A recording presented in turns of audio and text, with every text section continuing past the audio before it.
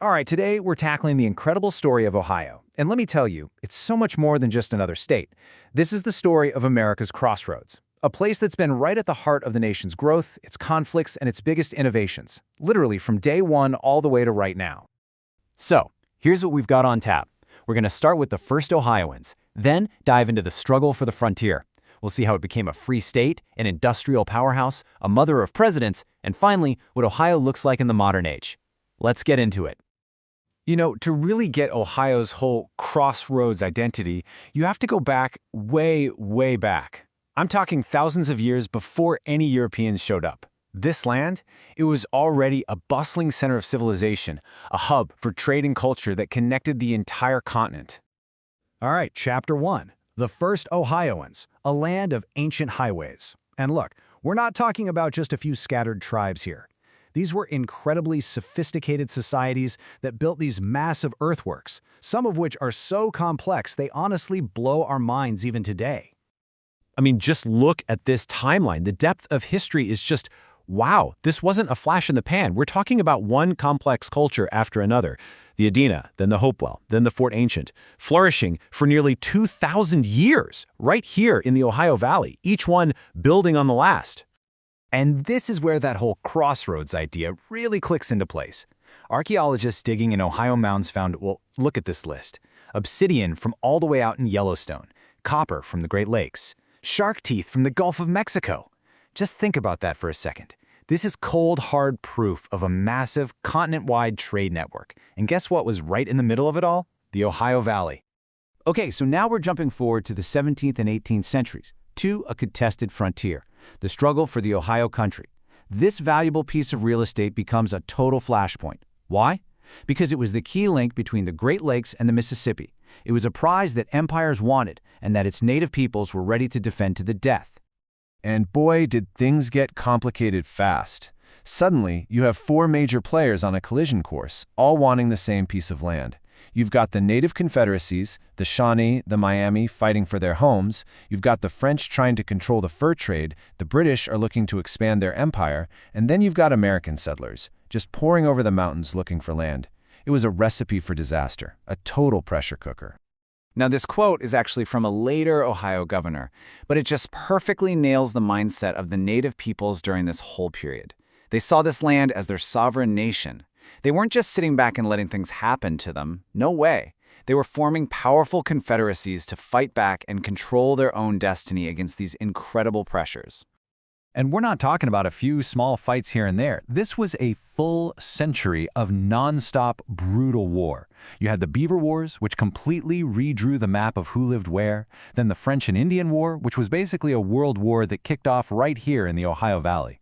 For more than 100 years, conflict was just a fact of life. Okay, moving on. Forging a free state.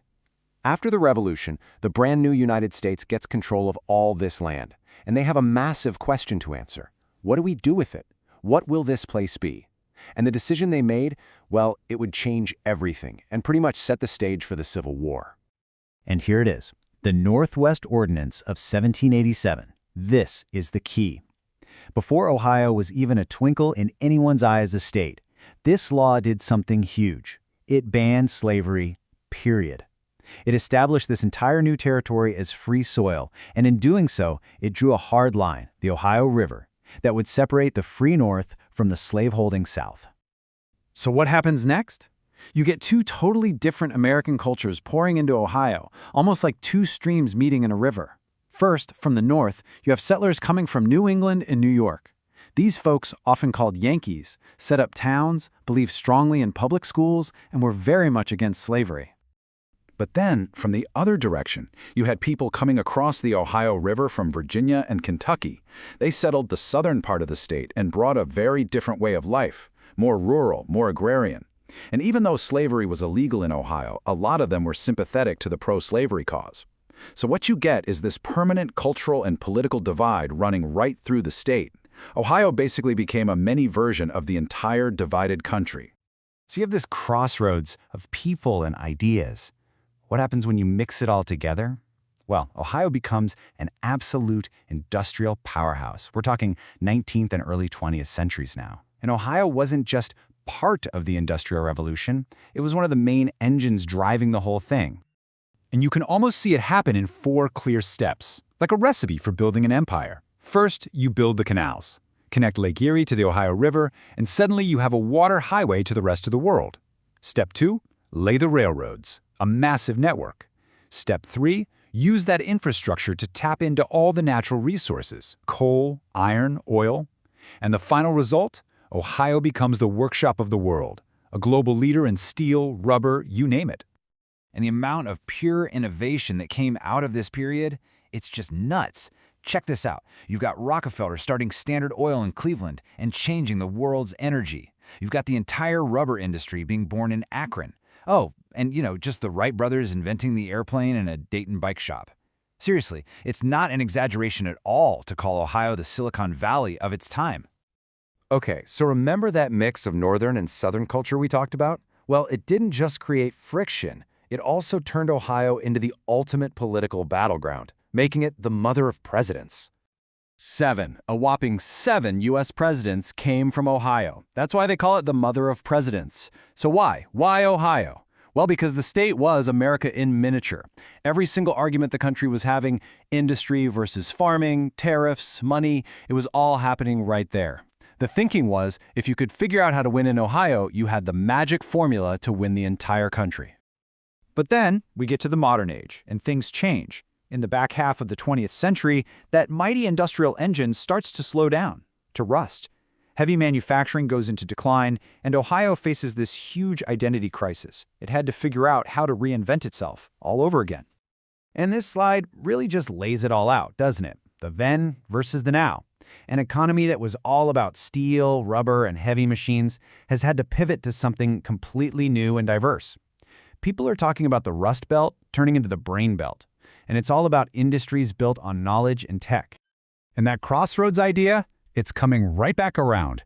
Ohio's cities are becoming new hubs, new centers for the 21st century. You've got Columbus booming in tech. Cleveland is a global leader in medical research. Dayton is still a giant in aerospace. And Toledo is leading the way in solar power. Once again, the state is finding its place right at the center of what comes next. So from ancient trade highways to canals and railroads, and now to the information superhighway, it's pretty clear that Ohio has always, somehow, been at the center of it all. It's been a mirror for where America is and a predictor of where it's going. Which really just leaves us with one big question, right? After all this time as the nation's crossroads, where does the path lead from here? Hey, if you enjoyed digging into Ohio's story, we've got a whole playlist of U.S. state histories with more deep dives just like this one. Be sure to check it out. And for more explainers on history, tech, and a whole lot more, you know what to do. Hit that subscribe button. Thanks for hanging out with us.